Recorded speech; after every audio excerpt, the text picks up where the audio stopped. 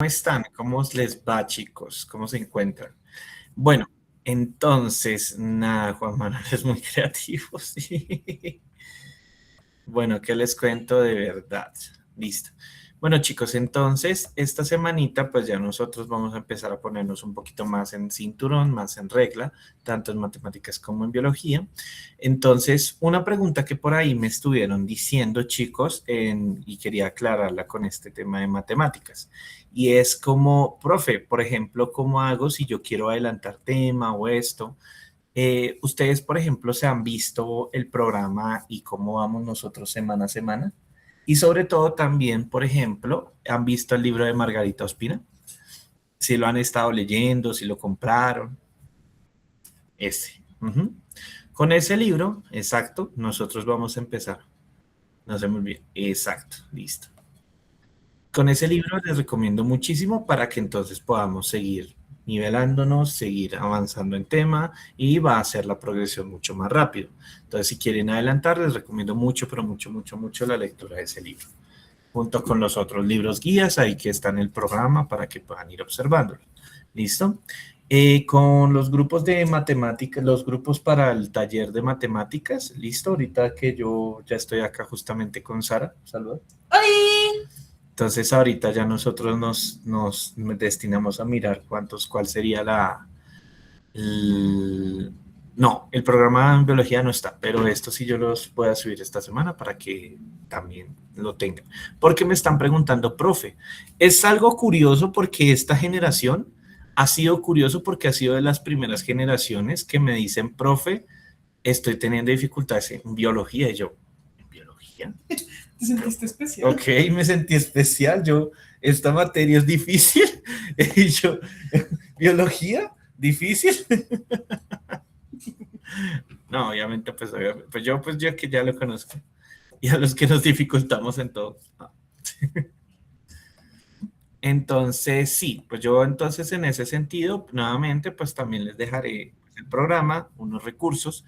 Nosotros voy a ver si les fabrico unos talleres teórico-prácticos que sean un poquito contenido teórico y preguntas, algo parecido a lo que dijo el profe Julián, si les parece bien. Ujú. Para que entonces, o sea, no en el mismo, para este semestre no alcanzo a terminarlo, pero sí entonces para que lo tengamos ahí trabajando. Bien, entonces vamos a ver, vamos a arrancar entonces con nuestras clases de biología. Ah, por cierto, ¿quieren chisme? ¿Quieren chisme de mi trabajo de tesis con los suizos? Siempre queremos y demás. Pues nada, mi profesora bella y hermosa directora de tesis, la adoro, pues ya le respondieron los suizos. Los suizos quedaron encantados, quedaron muy, muy ilusionados de trabajar conmigo con el tema de los hongos acuáticos y básicamente ellos van a hacer un curso en octubre en la Universidad de la UIS. Me dijeron, ¿y tú has becado? Y yo, wow, genial. Entonces ahí vamos por ese lado. Si alguno se interesa de pronto ir y chismosear el catálogo, entonces pues ahí lo estaré publicando. Es más, voy a publicar el catálogo y a medida que yo vaya progresando y vaya mejorando, ahí lo van chismoseando para que vean cómo es, por ejemplo, describir nuevas especies allá a nivel biológico. Los llevo, bueno, está bien, los llevo. Por ahí estaban, oye, no sé si está Ángel Bedoya. Muchachos, gracias Ángel por defender la academia. Muchas, muchas, muchas, ¿Qué muchas pasó? gracias. Nada, pues digamos en un grupo random, un bobito ahí que porque yo le dije que no estaba diciendo las cosas bien, se puso a rajar de la academia. Ay, Entonces, grosero. sí, la verdad, como muchas gracias de verdad, Ángel. Lo valoro muchísimo. Se estaba diciendo, ah, sí, claro, como le están pagando. Yo, no, pues es que yo reconozco. No, yo, sí, Ángel se paró re duro. La verdad, sí, muchas gracias, Ángel. Entonces, pues nada, chicos. Ah, por cierto, sí, es que la montó conmigo porque yo le dije que lo que estaba diciendo estaba mal. Entonces, era por eso. Y si hablaba pura mierda que no sé qué, que los cursos de mate básicas no servían, que eso no debería estar, que un poco no de vainas que la verdad, pues obviamente no hablaba sin sentido. Y entonces, pues, obviamente a partir de eso yo le dije, pues, hombre, no está. Es que exacto. Uh-huh. Y si, por ejemplo, pasa, por ejemplo, si a ustedes les toca el curso de matemáticas básicas, o sea, si le tocan, pues realmente, pues chicos, aprovechenlo porque eso es una oportunidad. O sea, si les va bien acá y si tienen las bases y si tienen estos, créanme que va a ser una materia que hasta la pueden dejar alta. Y alta es de 4 o 5 para arriba. Yo he tenido estudiantes que han dejado la materia de mate básicas. Una vez un chico la dejó en 4.8 y son 4 créditos que les ayudaron mucho en el promedio. Cuando pasen yo les hablaré un poquito sobre el promedio, cómo funciona ese tema y demás. Y ya, entonces eso digamos un poquito del chisme del día. Bueno, vamos entonces a empezar, vamos a trabajar. ¿Listo? Yo sé, y una cosa importante, chicos, a diferencia de, por ejemplo, matemáticas o, por ejemplo, matemáticas tiene que ver con el hecho de desarrollar procedimientos metodológicos y razonamientos lógicos para resolver problemas. En imagen es un poco parecido a matemáticas porque yo desarrollo una estrategia procedimental para elaborar y sacar esos ejercicios. Mientras que, por ejemplo, lo que podría ser textual tiene que ver con el hecho de practicar e incorporar nuevos conceptos sociales, incorporar y trabajar nuevos conceptos, etcétera. Y, por ejemplo, biología, pues en biología sí nos toca otro tipo de estrategia de aprendizaje, que es el hecho de memorizar terminología. Memorizar terminología, empezar a buscar asociaciones, empezar a buscar explicaciones de fenómenos y pues obviamente eso tiene un razonamiento totalmente diferente. Chicos, si no se acuerdan al 100% y al derecho todos y cada uno de los términos que nosotros estaremos hablando durante todo el curso en biología, pues no se preocupen, por eso muchas veces vamos a estar haciendo actividades complementarias, yo voy a volver a retomar las cosas para que el cerebro otra vez se recuerde y, por ejemplo, las estrategias que, por ejemplo, hace uno con esto son muy incorporadas a como estudian los chicos de medicina. O sea, es que, por ejemplo, digamos, no, es que si ustedes se aprenden los huesos de la mano, no hay lógica. No hay como, uy, sí, este huesito que se parece a no sé qué. No, los huesos de la mano son este y esto. Otro. Carpo, metacarpos, metacarpianos. Así de simple. Entonces, es memorístico, muy memorístico, digamos, este tema. Obviamente no tanto como medicina, al menos las primeras clases no van a ser tanto de medicina. Y lo que a mí me interesa más allá de esto, no en este primer módulo de biología, no es que ustedes se aprendan y me digan, uy, después de tantos kilómetros, ¿cuánto es la termósfera? No, sino que entiendan el fenómeno detrás de lo que está pasando. Por ejemplo, rápidamente voy a preguntarles una cosa. Aquí nosotros estamos viendo diferentes imágenes satelitales que nos están mostrando algo en particular de un fenómeno biológico que ocurre. Esta imagen y esta otra imagen están muy correlacionadas. Entonces, voy a explicar los colores. El color verde explica vegetación. El color blanco explica ausencia de ellas o nevadas. Y lo café explica entonces el dióxido de carbono. ¿Qué correlación existe entre la vegetación, la nevada o las nieves o la pérdida de vegetación con la aparición de dióxido de carbono? ¿Listo? ¿Qué creen ustedes? Me gustaría preguntarles a ustedes, ¿qué creen? ¿Por qué se pasa eso? ¿Por qué creen que ocurre? Y les dejo ver el GIF. Que la vegetación lo absorbe. Va por ese lado. Muy bien, muy bien, muy bien. Hay un fenómeno geológico. La primavera empieza. Sí, sí, sí, sí, sí, sí. Exacto, exacto. Ya lo están pegando, ya lo pegaron al palo. Entonces, elaboren. Ármenme una idea, ármenme una hipótesis. Entonces, ahora sí, ya la cogieron. Ármenme alguien una hipótesis que diga, mire, el fenómeno es esto, por esto y por esto.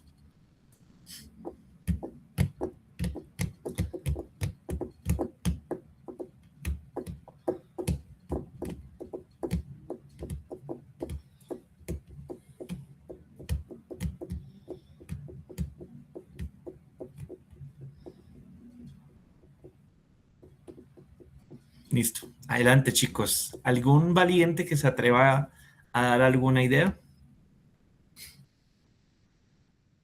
Vamos, zorras. Vamos, zorras. Adelante, zorras. A ver, o sea que al empezar la primavera, sí. Ujú. Eso, síganle, síganle. Como es el final del invierno, sí. Se derrite la nieve, sí. Va por ese lado, sí. La vegetación aumenta, sí. Ajá. Y aumentar la vegetación, ¿qué pasa? Hay más captura de dióxido de carbono. Muy bien. Que se va por la mayor parte de la nieve, espartan las plantas, absorbe el oxígeno y lo convierten en dióxido de carbono. Es al revés, pero sí, va por ese lado. Listo, muy bien, chicos. El ciclo del oxígeno no es tanto y demás. Bueno, ya vamos entonces aterrizando. Listo, chicos, entonces, ¿qué creen que pasa cuando no hay vegetación? ¿Hay más o menos cantidad de dióxido de carbono? Más, exactamente, muy bien. Las dos imágenes que están abajo, ¿qué es lo que están mostrando? Muy bien, vamos a llegar a una conclusión. Resulta que cuando entonces hay un ciclo del carbono, entonces en el Sahara habrá mucho. Casi, Daniela, ya te explico por qué. Entonces, resulta y pasa lo siguiente. Resulta que a lo largo de las estaciones, a lo largo del año, pues ustedes saben que existe entonces primavera, verano, otoño, invierno. Por lo menos en los países de los hemisferios australes y boreales, ¿verdad?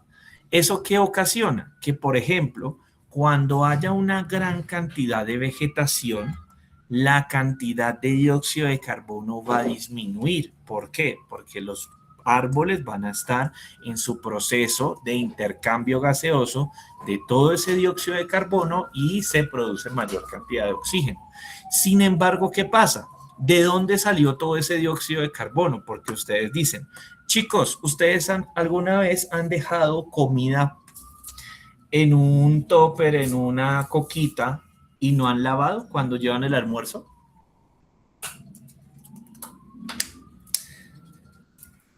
¿A qué huele cuando no lavan la coca?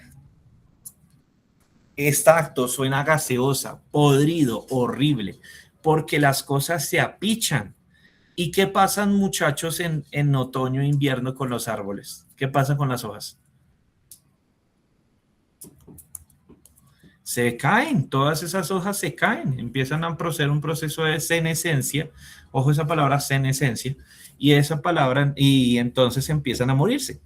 Toda pudrición genera liberación de gases. Entonces, por eso, en este momento les pregunto, ¿en qué momento hay una gran cantidad de dióxido de carbono en la atmósfera en el hemisferio norte?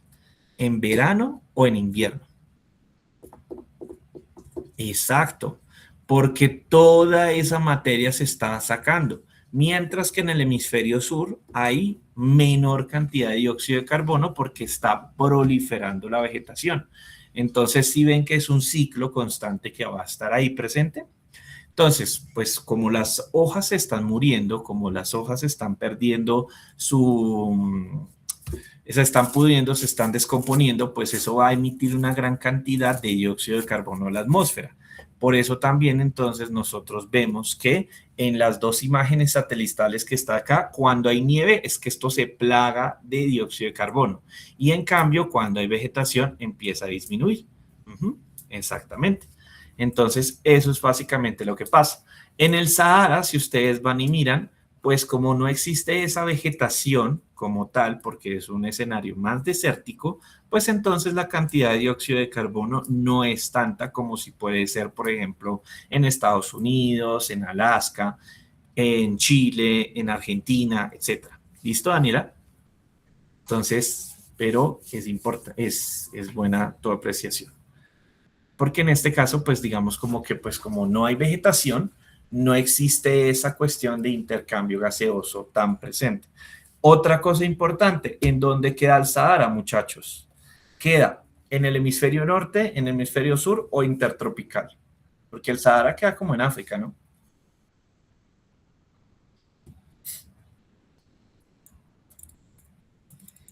El Sahara queda como en dónde, como en África, ¿cierto? Ujú.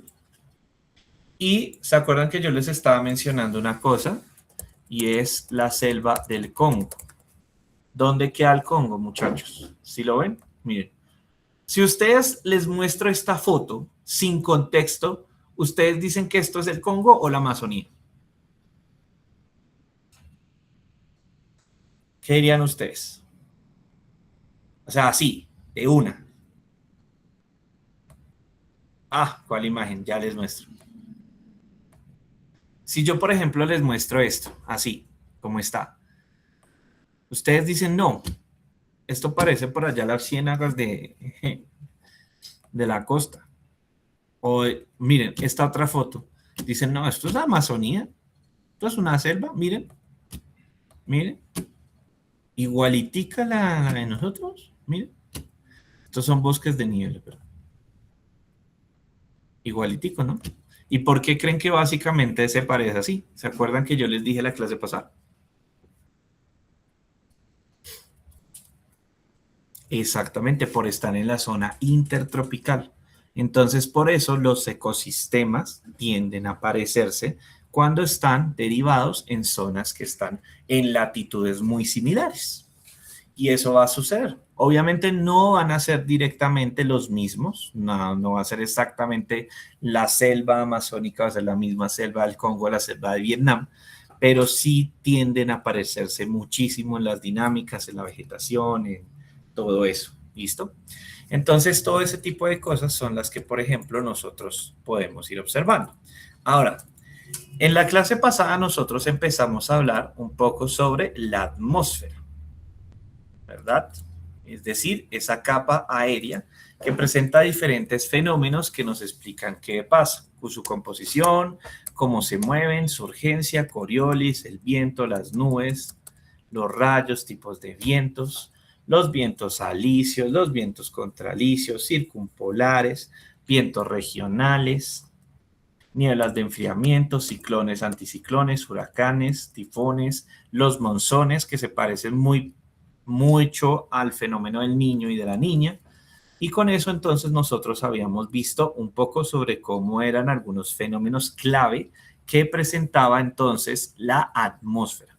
El día de hoy que vamos a hablar, ¿qué significa hidrosfera?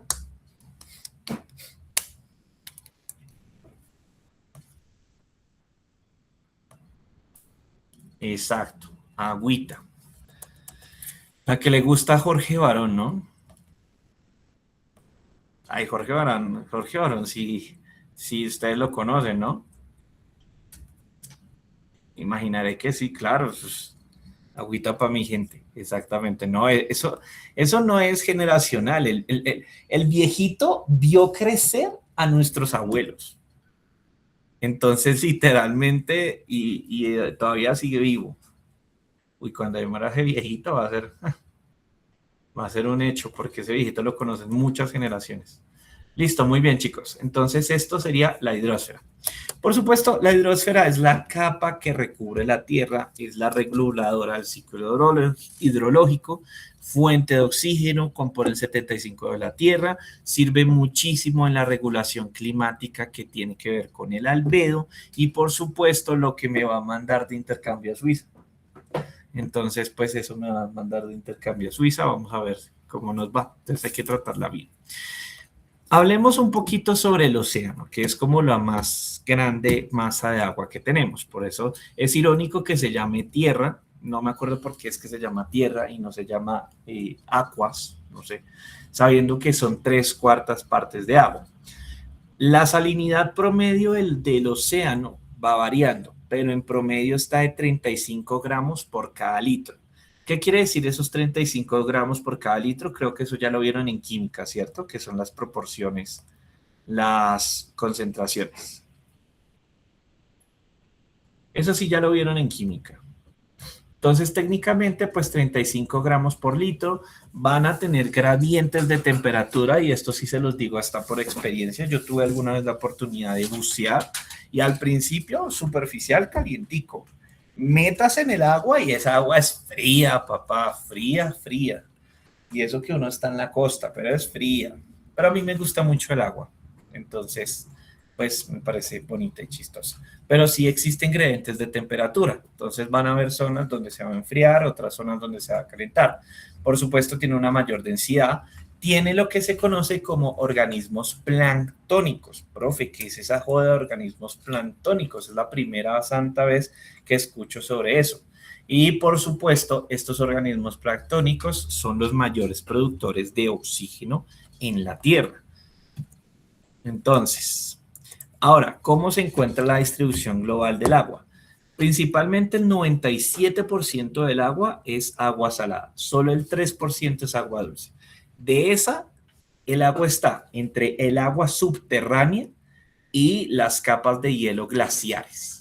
En ese caso, entonces, ¿qué es lo que nosotros estamos viendo? Que hay un componente grande debajo de la Tierra. Entonces, por eso el agua de la subterránea es tan importante.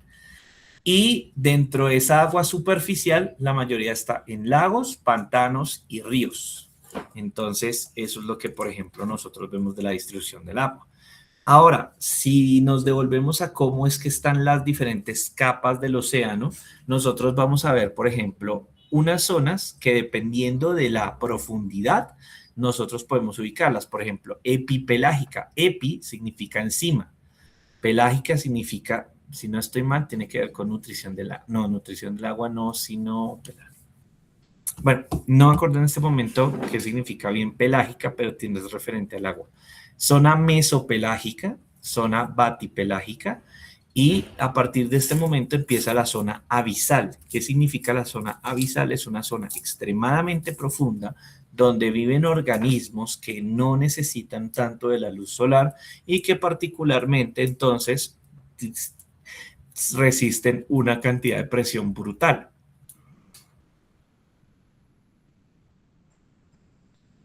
Les pregunto una cosa, chicos.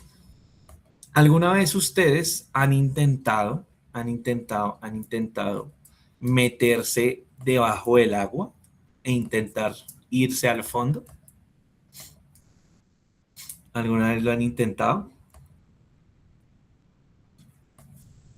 Sí. ¿Y cómo les ha ido con eso? Exacto, uno se devuelve arriba porque la presión lo impulsa, hay un impulso, ¿cierto? Por una fuerza de Arquímedes, sí, el principio de Arquímedes que te empuja con una fuerza hacia el exterior. Y asimismo, por ejemplo, ustedes han visto cuando se murieron estos millonarios, ¿se acuerdan que ellos, por ejemplo, lo que pasa es que ellos la presión los destruyó? Y es que básicamente, ¿qué es lo que ocurre con la presión, chicos? La presión es una cosa muy bestial porque es que nosotros no sentimos la presión. Cuando estamos, por ejemplo, en superficie, que es la presión atmosférica funciona como una especie de lasaña. Voy a abrir un...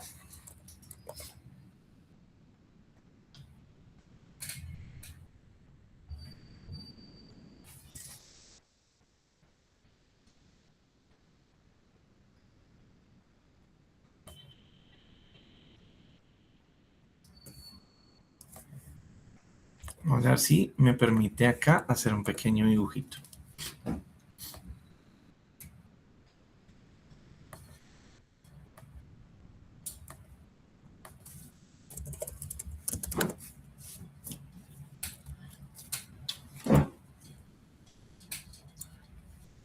Entonces, uno ha escuchado toda la santa vida la presión. ¿Qué viene siendo la presión? Imaginaré que con Brian ya hablaron un poco de la presión, ¿cierto? Que presión es fuerza sobre unidad de área, ¿cierto? Creo que no, ¿o sí? ¿Ya hablaron con Brian con eso? Que fuerza es igual a presión. Presión es igual a fuerza sobre unidad de área. Bueno, más o menos. El punto es que cómo funciona entonces el tema de la presión cuando yo estoy por fuera del agua. O sea, por ejemplo, nosotros. Piensen en la presión atmosférica como si fuera una lasaña. Entonces, lasaña sí viene por capas, por capas, por capas, por capas, por capas, por capita. Capita, capita, capita, capita, capita, capita, capita, capita, capita. Entonces ahora les pregunto una cosa. ¿Dónde hay más capitas de lasaña de presión de aire que ejercen sobre las personas? ¿En la parte de abajo o en la parte de arriba, chicos?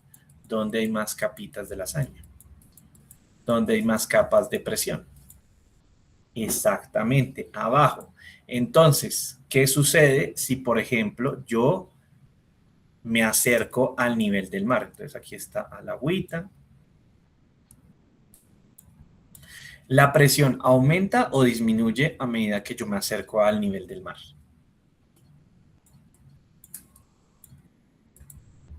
Exactamente. Entonces, la presión atmosférica aumenta a medida que voy disminuyendo la altura. Y la presión en este caso, cuando estoy en, por ejemplo, en el pico de una montaña, la presión atmosférica disminuye. Eso quiere decir que todos los gases que me están haciendo montonera, yo no sé si ustedes todavía juegan montonera. ¿Sí? ¿No? ¿O jugaron montonera alguna vez de chiquitos? ¿No? ¿Nunca jugaron montonera? Carga un montón. Ok, curioso. Entonces, digamos como que prácticamente el tema de la presión es como si ustedes jugaran montonera. Entonces, quienes nunca jugaron montonera es que, por ejemplo, con sus amigos, familiares, conocidos, etcétera, entonces empiezan a montarse uno encima del otro. Entonces empiezan a aplicarle presión a uno. En ese sentido, entonces, por ejemplo, pues lo que uno hace, la presión atmosférica funciona de la misma forma. En vez de personas, pues son gases. Ya vimos que puede ser hidrógeno, nitrógeno, de oxígeno. El que nos importa es el oxígeno porque es el que nos da la respiración. Entonces, pues a mayor presión, pues obviamente va a tener mayor disponibilidad de oxígeno y en consecuencia, pues voy a tener entonces más oxígeno disponible para respirar. Mientras que, por ejemplo, llega acá y la cantidad de oxígeno va a disminuir, obviamente porque no hay tanta presión que la ejerza sobre mi cuerpo. Por eso las personas cuando ascienden nevados o picos, pues realmente digamos como que tienen que a veces usar oxígeno porque el oxígeno suficiente no llega a compactarse para que yo pueda respirarlo, porque la presión va a ser mínima. ¿Listo? Entonces, eso es prácticamente lo que nosotros tenemos como presión por fuera de la Tierra. Y así es como funciona. Y en consecuencia, después nosotros vamos a ver, o Brian, si Fabián les va a explicar, que en dónde hierve un arroz más rápido, en el pico de una montaña o al lado de Melgar o, por ejemplo, al lado de Cartagena, de Tumaco. ¿Dónde hierve más rápido el arroz?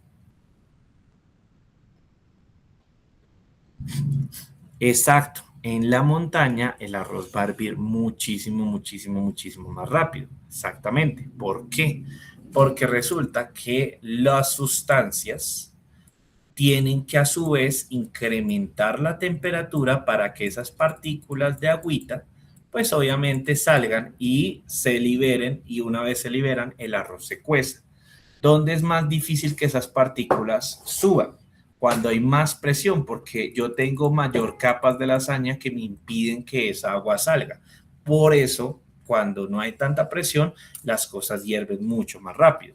Perfectamente el punto de ebullición del agua puede llegar a los 87 grados centígrados en el Everest y, por ejemplo, digamos en la costa llega a ser 100 grados centígrados. ¿Listo? ¿Para qué? Para que encuentre el punto de ebullición. El punto de ebullición es exactamente el punto en donde la presión atmosférica y la presión de vapor de la sustancia se igualan.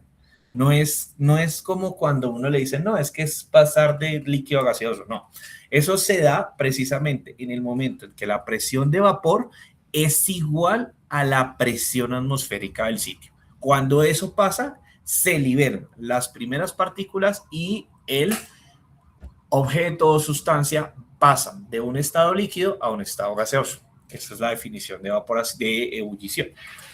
¿Listo? O sea, a que a menor presión hierve más rápido. Muy bien. Ajá, exactamente. Listo. Entonces, eso es lo que nosotros tenemos, por ejemplo, en tierra. Sin embargo, ¿qué ocurre en el agua? Pues que en el agua estamos hablando de un medio totalmente diferente, que es un medio acuático. Entonces, obviamente, el tema de la montonera, multiplíquenlo por 10, porque la presión del agua que ejerce es muchísimo más fuerte que la que se tiene entonces en el aire. En ese sentido, prácticamente para que ustedes lo tengan ahí presente, aproximadamente por cada 10 metros que ustedes bajen en profundidad, es como si le estuvieran aumentando por lo menos una presión atmosférica de fuerza por cada 10 metros aproximadamente. Entonces, obviamente, si yo necesito bajar, por ejemplo, 500 metros, ¿cuántas atmósferas estoy hablando yo de presión? Así de fácil. Si 10 metros equivale a una atmósfera, 500 metros, ¿cuántas presiones atmosféricas? 50 atmósferas. Entonces imagínense ustedes teniendo 50 tierras ahí por encima que los están espichando. Entonces, pues obviamente por eso la presión va a ser muchísimo más alta en el agua. Porque, por ejemplo, ustedes perfectamente en tierra pueden pasar de 0 metros a 3000 metros y les aseguro que aquí es una atmósfera de presión. Y acá, por ejemplo, llega a ser media atmósfera de presión. 3000 metros de diferencia. Aquí solamente estamos hablando de 500 metros. 500 metros es de ir de mi casa a la esquina. Eso, pues eso no es nada, realmente. Entonces, por ejemplo, imagínense, pero para abajo, ¿no? O sea, descendiendo. Entonces, imagínense una profundidad de 5000 metros, una profundidad de 8000 metros. Las cantidades bestiales de presión es una cosa increíble. Entonces, mi pregunta ahora viene con el tema de la biología. Chicos, si ustedes fueran, por ejemplo, seres que necesitan vivir a 6000 metros de presión, ¿ustedes tendrían esqueleto? ¿Tendrían entonces esqueleto, chicos?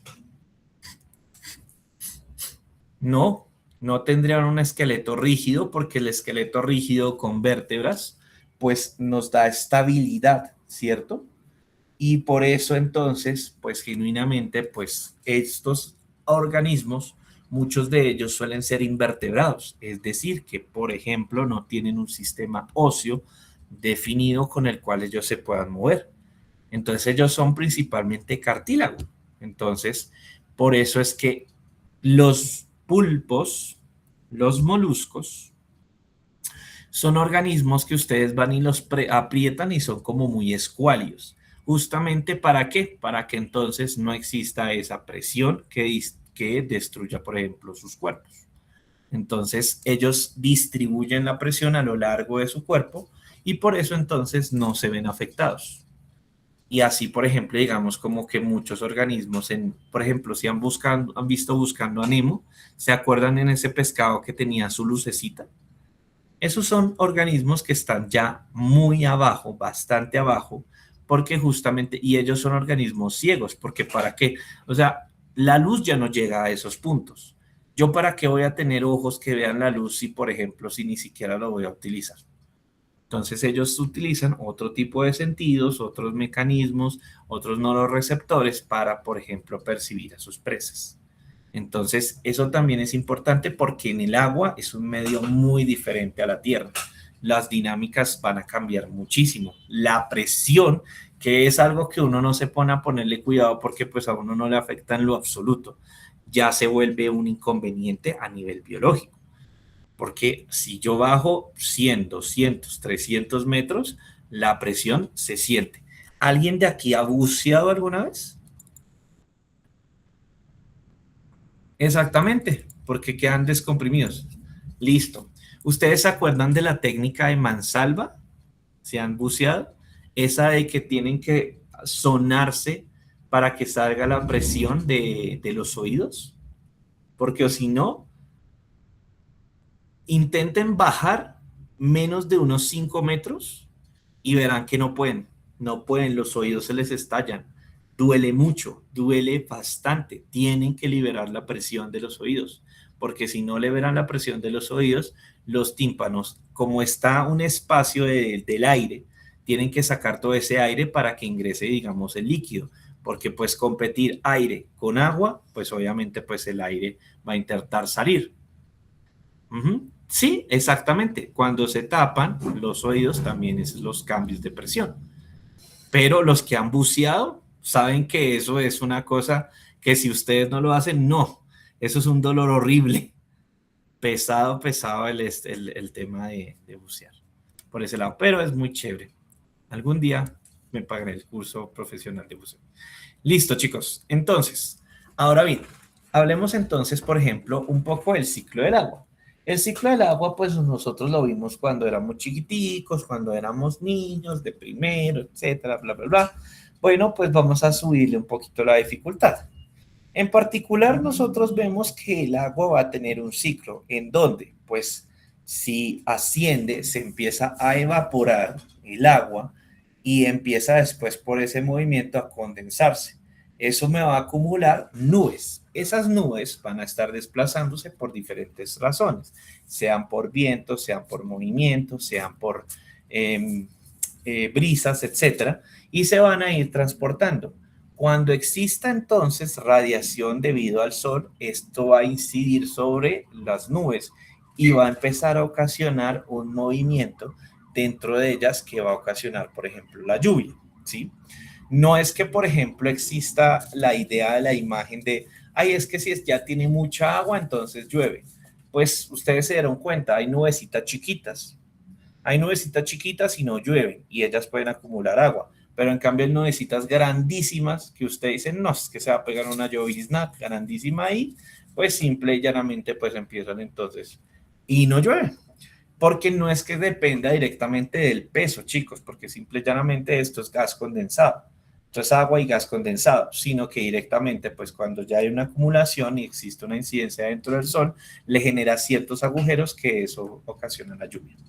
Entonces nosotros vamos a ver también que entonces eso va a producir la lluvia.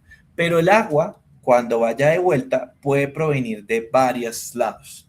Primero, toda esta lluvia se puede depositar en ambientes de vegetación, se puede depositar en el océano, se puede depositar en arroyos, se puede depositar en nevados, en glaciares, etcétera y demás cosas. Y entonces, pues toda esa agua va a empezar a bajar. El agua se puede empezar a filtrar, es decir, se va a empezar a filtrar a través de la tierra. Hay suelos que van a permitir, por ejemplo, el paso normal del agua, otros que no. Y en ese caso, por ejemplo, es lo que nosotros vamos a llamar como que el agua se está filtrando. Luego entonces, a medida que va superando ciertas capas, ya estamos hablando de una percolación o, por ejemplo, que el suelo empieza a presentar humedad. Después va bajando y el agua que no se pudo absorber en la tierra va a quedar y va a crear espacios como lo pueden ser, por ejemplo, las famosas eh, bóvedas o el agua subterránea, ¿listo? Pero también asimismo, pues el agua se va también a movilizar y es donde, por ejemplo, empiezan a aparecer los ríos. Estos ríos, pues entonces pueden aparecer o por el agua filtrada que se fue derritiendo de las montañas, en páramos, en manantiales, etcétera, y que va ingresando, digamos, a etapas un poco más superficiales y también entonces va a ser producto de esa lluvia. Entonces nosotros vamos a ver que toda esa agua se va a depositar en estos espacios acuáticos y al depositarse en estos espacios acuáticos pueden ocurrir dos cosas. Uno, que empiecen a generar sitios de anclaje como lagunas o lagos o que haya lo que nosotros conocemos una salida al mar, ¿cierto? Haya una entrada al mar donde directamente pasemos de un sitio de agua dulce a la gran combinación de agua salada del océano. Otra forma, por ejemplo, de conseguir agua es por la evotranspiración. Sí, las plantas sudan también, así como sudamos nosotros, pues las plantas también sudan. Y eso también representa una forma de adquisición de agua para las nubes, porque pues toda esa agua que también las plantas están recibiendo, pues también tiene que ser evaporada. ¿Listo? Y así es como funciona, a grosso modo, un poquito el tema del ciclo del agua. ¿Listo? Y uno en el carro comiendo chicle para que se acostumbren los oídos a la presión. tosía para que no se me taparan. Ok. Listo. ¿Preguntas con el ciclo del agua? ¿Con esto? No, creo que por ahora, digamos, con el ciclo del agua no tanto.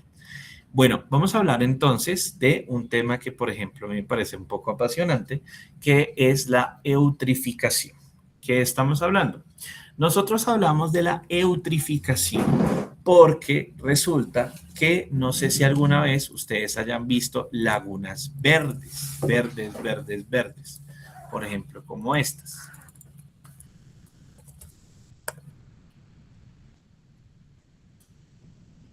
Miren, lagunas verdes, verdes, verdes, súper verdes, extremadamente verdes.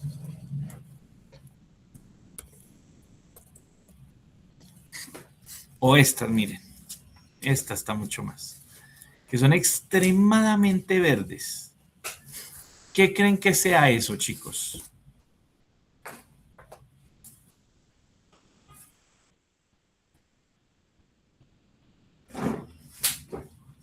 Musgo dicen por acá, microorganismos dicen por acá, algas dicen por acá, vegetación de esos son cianobacterias. ¡Wow! Me encanta cómo, por ejemplo, están utilizando terminología biológica. Listo, cianobacterias, qué elegantes. Bueno, resulta, chicos, que pues en ese caso, pues existen unos microorganismos de el orden del reino de los protistas que se conocen como algas verdes. Entonces, las famosas algas verdes pertenecen directamente al reino protista y particularmente pueden ser macroscópicas o pueden ser microscópicas. Dentro de estas algas verdes hay una subdivisión de organismos que, por ejemplo, van a reproducirse y que, por ejemplo, van entonces a distribuirse a lo largo de los espacios acuáticos, sean dulces o sean de agua salada. Y esos son, por ejemplo, organismos que, por ejemplo, producen este fenómeno de volver las cosas extremadamente verdes. Y eso se produce gracias a qué? A que el ambiente está demasiado eutrofizado. ¿Qué quiere decir eutrofización? Que es una nutrificación que aprovechan estos organismos para qué? Para reproducirse, para subsistir, que principalmente está ocasionado por una gran cantidad de ingesta de material orgánico. O sea, no es basura, no es plástico, no, material orgánico. Puede ser un pescado muerto, puede ser, no sé, un pedazo de basura, etcétera. Y eso les da a ellos suficiente material, suficientes nutrientes, ¿para qué? Para formar una gran capa, y esa gran capa que va a ocasionar, pues, ¿qué pasa, chicos, con las plantas que quedan abajo? Que esta capa se traga toda la luz y no permite que pase luz más para abajo. ¿Qué creen que pasa? Se empiezan a morir porque no producen entonces suficiente fotosíntesis porque no les está llegando luz y eso ocasiona que todo el ciclo a nivel ecológico vaya a ocasionar, como estamos viendo, por ejemplo, con nosotros acá. Entonces, ese tipo de ambientes que, por ejemplo, están demasiado eutrofizados, principalmente están ocasionados por este tipo de organismos que nosotros podemos llamar como algas verdes. Entonces, por ejemplo, oscilatoria. Entonces, son organismos como estos, miren, bien bonitos. Miren. Otro que son los clorofitas. Entonces, estos ustedes van y lo ven en un microscopio. O sea, esto está ahí. Es más, yo tuve que hacer un reportaje de eso. Una dulce. Miren, hice un catálogo de fitoplancton en una reserva por allá en Manadulce. Y estos son algunos organismos que nosotros pudimos encontrar. Miren. Profe, no estás proyectando. Gracias. Listo. Miren. Entonces, por ejemplo, digamos como que vean, son organismos que uno encuentra en el agua y, por ejemplo, se pueden clasificar como en un gran grupo conocido como algas. Pero dentro de esas algas hay otros organismos que, por ejemplo, pueden ser algas verdes, cianofisias, pueden ser, por ejemplo, diatomeas, pueden ser, por ejemplo, digamos, heliozoos, pueden ser, por ejemplo, cianobacterias, que son como una especie de transición entre las bacterias y las algas, que no son directamente protistas, no son directamente algas, pero su funcionamiento es muy parecido. Por ejemplo, miren este, Ostium este en particular. Entonces, si ustedes van y miran, son hasta bonitos. ¿Y qué tienen la particularidad de ellos? ¿Por qué creen que son verdes, muchachos? ¿Por qué creen ustedes que son verdes? Entonces les pregunto, ¿qué harían ustedes para decir que son verdes? Miren. Estos son cianobacterias. Miren, esto es unas cianobacterias conocidas como microcistis. Exactamente, porque hacen fotosíntesis. Ellos tienen algo en particular que, por ejemplo, tienen ¿cuál es el organelo que es el encargado de producir la fotosíntesis en las plantas, chicos? ¿Cuál sería ese organelo? Los cloroplastos. Muy bien, eso. Uy, María José, vas con toda. María José, ¿vas para biología de casualidad? No, no vas para biología. Ahorita no voy a para filología clásica. Farmacia, bueno, algo, bueno, tratas con algo químico, algo bio, listo. Bien, pero amo biología. Yo tengo un estudiante que está intentando hacer doble con biología y farmacia. O sea, ahorita en este momento está intentando hacer doble. Si pasa, si esto, yo sé que vas a pasar, ahí luego te lo presento. Exacto. Listo. Entonces, exactamente. Entonces, en las plantas se tiene ese organelo conocido como cloroplasto que produce la fotosíntesis. Estos organismos tienen algo conocido como los carboxisomas. Los carboxisomas es como si le dieran esteroides. Esteroides con un Red Bull, con un pase de coca, con, no sé, con, bueno, ¿me entienden? O sea, que ustedes le dieran un potenciador a la capacidad de producir, de hacer ese proceso metabólico de la fotosíntesis a estos organismos. Entonces, estos organismos son extremadamente eficientes para hacer fotosíntesis. Por eso es la razón principal por la que, por ejemplo, estos son los causantes del oxígeno en la Tierra y no tanto el Amazonas. Entonces, por eso aplica este meme.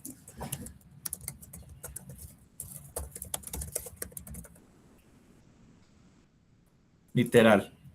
Literal, toda la producción de la capa de ozono, del oxígeno y demás cosas, principalmente está producido por estos organismos de algas verdes, estos organismos protistas. ¿Y por qué creen que eso pase, chicos? ¿Por qué creen que estos son los causantes del oxígeno en la Tierra y no son, no sé, las plantas?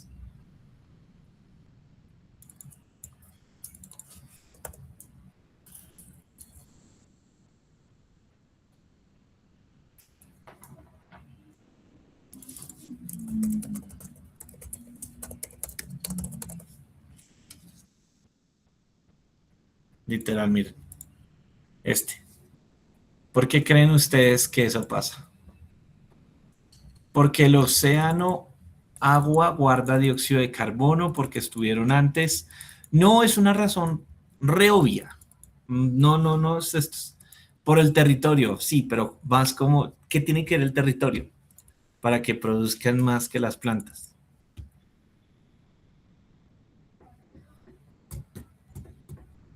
Pues sí, es exactamente porque son más cantidad. La Tierra que es 3/4 partes de agua, pues por lógica. O sea, si yo tengo que el 75% de la Tierra es agua, pues obviamente pues estos van a tener una capacidad brutal de producción de oxígeno mucho más grande que el 25% que es tierra. Entonces, eso es lo que pasa. Las algas, ¿cierto? Todo este gran grupo de algas, chicos, que completa organismos protistas, organismos como algas, organismos como diatomeas, organismos como etcétera, son grandes productores y todo ese grupo que produce esa cantidad de oxígeno es lo que se conoce como fitoplancton. O sea, todo eso es el famoso fitoplancton. Ese fitoplancton, pues entonces está creado, recibe ese nombre justamente por eso. Fito, plantas, plancton, pues digamos de ese organismo que está oscilando entre espacios acuáticos. No tiene que ser, fito no significa estrictamente plantas, sino que cumple esa función, casi que funciona como una planta en la producción de oxígeno a partir de luz, ¿listo? Exactamente. Entonces, esos son, y aparte son organismos súper bonitos realmente, si ustedes van y miran. Vean este, por ejemplo, vean, si se dan cuenta este que parece, por ejemplo, una figura geométrica. O sea, chicos, estos no son dibujos, esto aparecía así tal cual en el microscopio. O sea, cuando yo hice este reporte, estas fueron fotos mías. Por cierto, no sé tomar fotos, así que perdón. Pero sí, estas fotos son mías, o sea, miren estas, como vienen así empaquetaditos. Miren este tan berraco, la forma tan chévere que tiene. Miren este otro. Estos son los desmus, los SNES desmus, son hermosísimos, porque vean que parecen como una especie como de bichito y van junticos. Los clorela, miren esta, navicula, estos ustedes se los encuentran muchísimo, los pinularia, los phaerocytis, miren, estos son clorofitas, clorofitas, clorofitas, y así hay muchas cositas, por ejemplo, que uno puede encontrar, por ejemplo, en el agua. Y hay otros organismos que, por ejemplo, pueden ser perjudiciales. Listo. Ahora, ¿qué es lo que sucede con ellos? Resulta que ellos pueden producir algo que se conocen como las cianotoxinas. Las cianotoxinas que vienen siendo unos tipos de metabolitos. Cuando hablo de metabolitos, hablo de productos químicos que se producen en una especie y que tienen un efecto químico. Ya sea, por ejemplo, la cafeína es un metabolito secundario que tiene, por ejemplo, la planta. A dar esa sensación de energía y demás es producto de ese metabolito que es conocido como los alcaloides.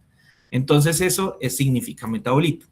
Ese metabolito que entonces nosotros estamos viendo ahí, en particular que tiene presente, que por ejemplo puede ser tóxico y puede prácticamente dañar toda una cosecha de pescados, de moluscos y demás, porque resulta que lo puede contaminar. Y eso es como si yo le impregnara un tipo de veneno. No lo puedo hervir porque muchos de ellos son resistentes al calor, o sea, yo hiervo el agua y no va a pasar nada. Algunos, por ejemplo, producen, por ejemplo, ceguera, producen, por ejemplo, pérdida de memoria, daño renal, daño al hígado, y entonces pueden ser peligrosos, es por eso. Entonces, por ejemplo, no sé si ustedes alguna vez se han ido a la playa, siempre les han dicho no coma mariscos en la calle, no coma ceviche en la calle, no sé si les han dicho eso.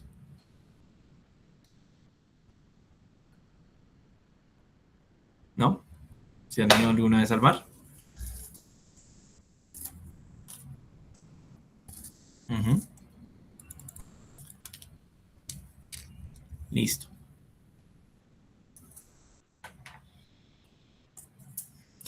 Justamente porque, pues resulta que los moluscos en particular se acumulan se vuelven esponjas de cianotoxinas. Entonces, por ejemplo, estos, ¿se acuerdan que yo les vi ahorita en mi catálogo estaban estas? Estas producen una toxina que se llama microcistina. Y esa, por ejemplo, digamos, ocasiona enfermedad renal, enfermedad del hígado, malestar, vómitos. Si, por ejemplo, ustedes llegan a consumir agua contaminada que esté produciendo esa toxina. Entonces, Eso digamos como que es bastante peligroso porque, por ejemplo, yo por eso no me puedo meter en cualquier charco, no por el hecho de que, por ejemplo, me vaya a picar algún animal o algo por el estilo, sino por el hecho de que este sitio pueda estar contaminado por algún tipo de algas y haya una proliferación de algas. Y es lo que se conoce como los bloom algares. No sé si alguna vez ustedes han visto eso. Los bloom de algas, que por ejemplo, digamos, llega y el agua se vuelve de un color verde, verde, verde, verde, verde. O por ejemplo, se vuelve roja, roja, roja, roja, roja, roja. Entonces, esos bloom de algares es la proliferación de algún tipo de alga que en su posibilidad pueda estar produciendo algún tipo de toxina que contamine toda una pesca. Hay un pueblo de Chile que básicamente debido a esto perdió absolutamente todo su inventario, todo su comercio. El pueblo quedó en la ruina. Justamente, ¿por qué? Porque hubo una proliferación de un bloom algal que destruyó toda la cosecha. Hablo de cosecha de peces o la pesca de peces que tenían en eso. Y pues ustedes saben que una comunidad pesquera de qué vive, pues del mar. Entonces, pues ahí imagínense eso. Entonces, por eso digamos como que si les gusta la agüita, tengan presente que la agüita también tiene sus estos, como en cañocrizales, pero no sé qué clase de algas son, probablemente sí. Ahora, una cosa supremamente importante es que un agua esté de un color no significa, uy, ya eso está contaminando con toxinas. En biología, producir una toxina es complicado, es costoso.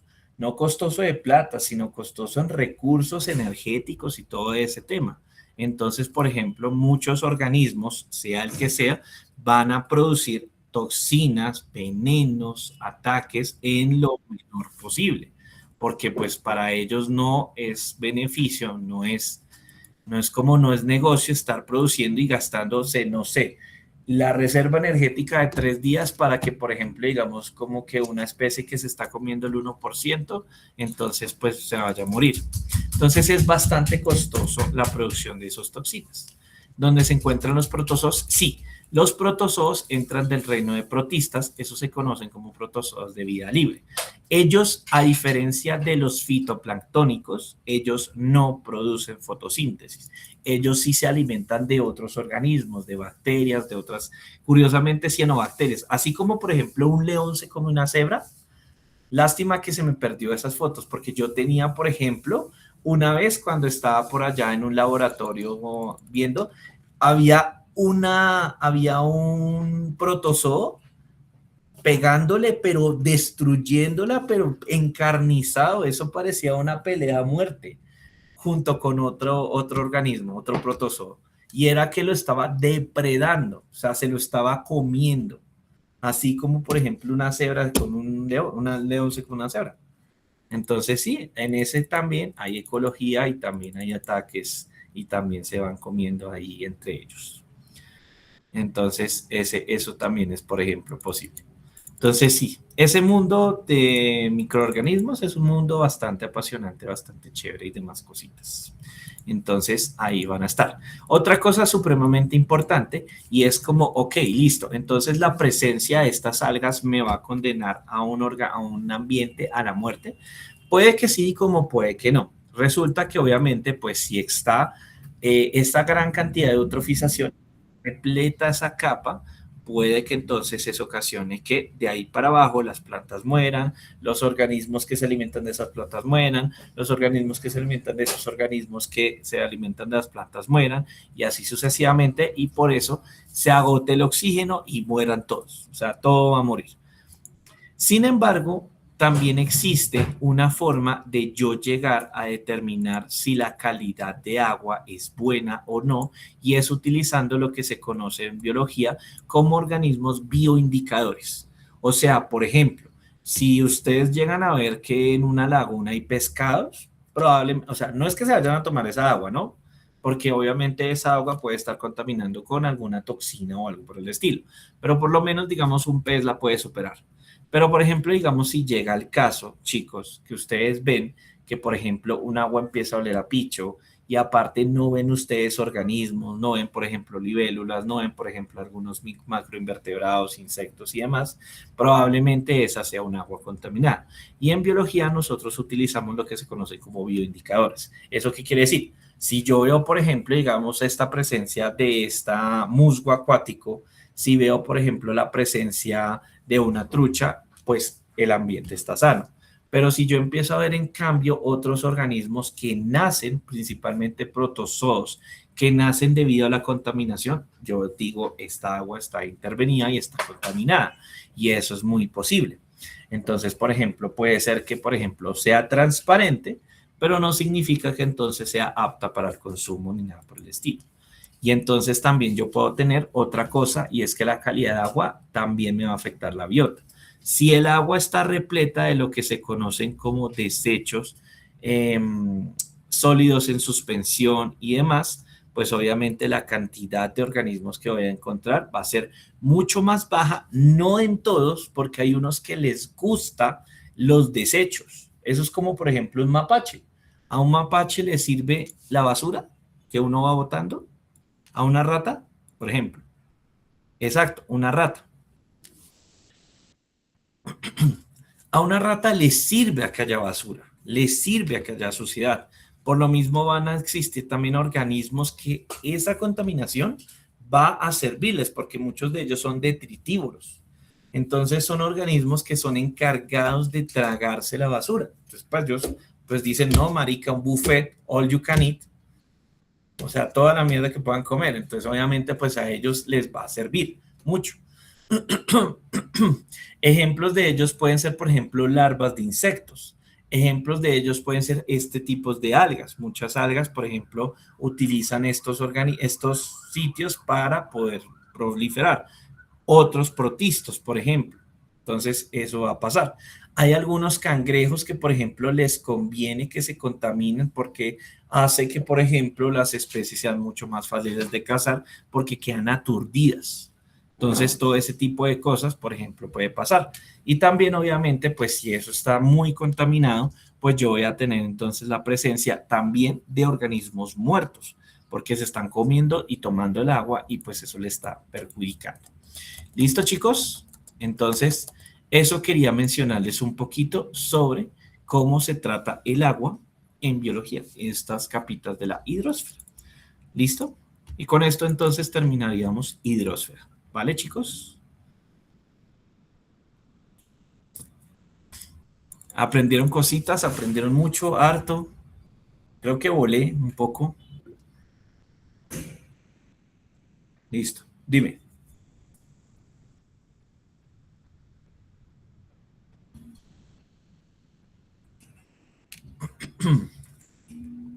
¿Alguno no conocía qué eran los organismos fitoplanctónicos alguna vez?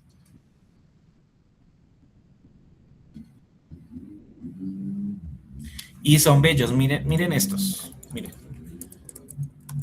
Miren las diatomeas. Son preciosas.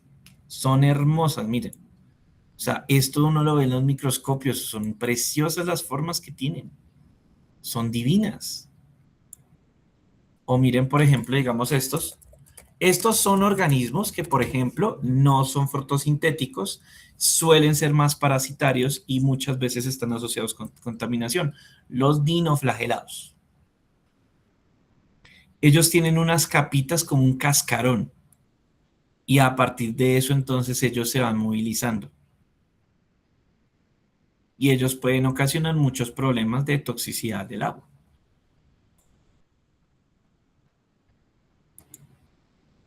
Uh-huh.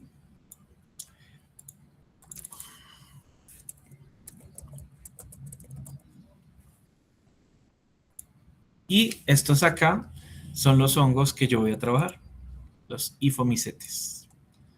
Estos son los de mi tesis. Les estaré mencionando después. Estos son los organismos que yo voy a estar trabajando.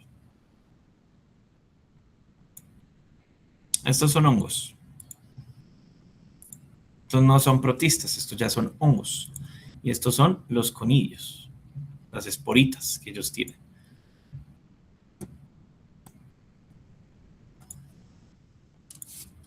Listo, chicos, entonces vayan a descansar y más tarde les aviso si tenemos la clase después de química. ¿Listo?